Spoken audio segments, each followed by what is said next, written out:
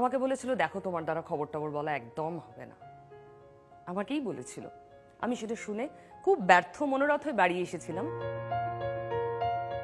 আমার পরিবারে কেউ কোনোদিন সাংবাদিক হবে বা এটাকে পেশা করতে পারে স্বপ্নেও ভাবেনি।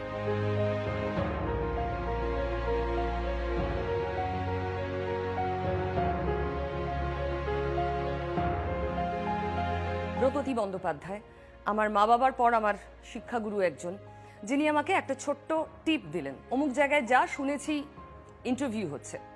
গেলাম, পাশ করলাম, তারপর আজ 18 বছর ধরে আমি এই পেশায় আছি।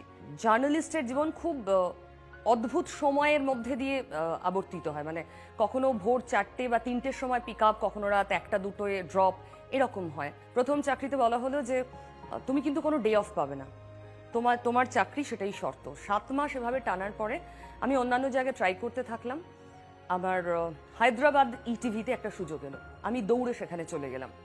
সেখানে 3.5 মাস চাকরি করার পর কলকাতা একটা খুব বড় গ্রুপ 24/7 বাংলা চ্যানেল লঞ্চ করলো। তারাই হচ্ছে অফিসিয়াল 24/7 সব থেকে বড় এবং সাকসেসফুল চ্যানেল, যারা আজও সাকসেসফুলি 1 নম্বর জায়গায় রয়েছে। তারা আমাকে অফার দিল, আমি সেখানে চলে এলাম। অনেকেই আছেন যাদের মধ্যে প্রতিভার কোনো ঘাটতি নেই, কিন্তু যারা ইন্ট্রোভার্ট। আমি টিভির পর্দা অনেক কথা বলি, কিন্তু ব্যক্তি জীবনে যে খুব খুব বেশি কথা বলি একদমই এরকম নয়।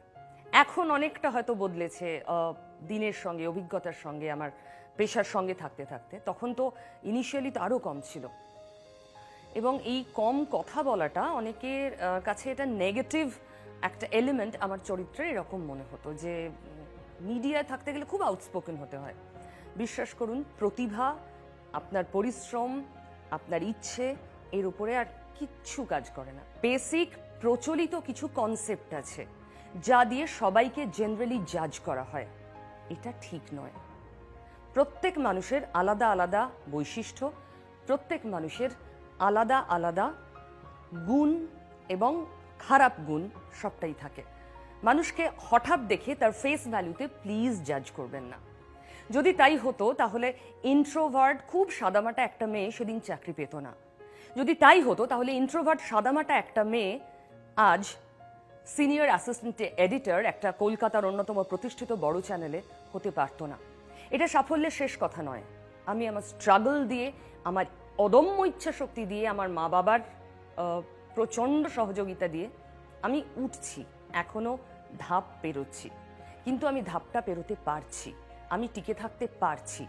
আজকের দিনে এটা কিন্তু কম কথা নয়। আমি টিকে আছি আরও একটা কারণে, আপনাদের উদাহরণ দিয়ে বলি। আমি বাড়ির কথা শুরুতেই বললাম, কলকাতায় আমার কোনো ঠিকানা ছিল না।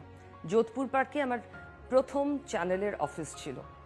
আজ সেই যোধপুর পার্কে আমার 3টে ঠিকানা, আমার নিজের। দিন বদলায় বলেই মানুষ এগিয়ে চলে, পৃথিবীতে এগিয়ে চলে। আমি যখন চাকরি খুঁজছিলাম, যখন মিডিয়ায় কিভাবে এন্ট্রি পাবো ভাবছিলাম, খুব ছোট একটা গ্রাউন্ড চ্যানেল, আজও তারা গ্রাউন্ড চ্যানেলই হয়ে আছে, আমাকে বলেছিল দেখো তোমার দ্বারা খবর টবর বলা একদম হবে না, আমাকেই বলেছিল। আমি সেটা শুনে খুব ব্যর্থ মনোরথ হয়ে বাড়ি এসেছিলাম। তারপর ভেবেছিলাম না, আমাকে এখানে থামলে তো হবে না, আমাকে তো এগিয়ে যেতে হবে। আজ যাই হোক, কলকাতার মানুষ অন্তত আমাকে চেনেন, তাদের ভালোবাসাতেই আমি 18 বছর ধরে এই পেশাটায় টিকে আছি। ভবিষ্যতের অ্যাসপায়ারিং জার্নালিস্টও এখানে নিশ্চয়ই কেউ না কেউ আছেন, তাদেরকেও বলি যে টিকে থাকাটা কিন্তু বড় ব্যাপার। অনেক প্রতিবন্ধকতা আসবে, অনেক নেগেটিভ কমেন্টস আসবে, কিন্তু সেগুলোকে এরকম পাশে সরিয়ে রেখে শুধু এগিয়ে যেতে হবে, আর নিজের লক্ষ্যে স্থির থাকতে হবে। তার জন্য স্ট্রাগল করতে হবে, পরিশ্রমের কোনো বিকল্প হয় না।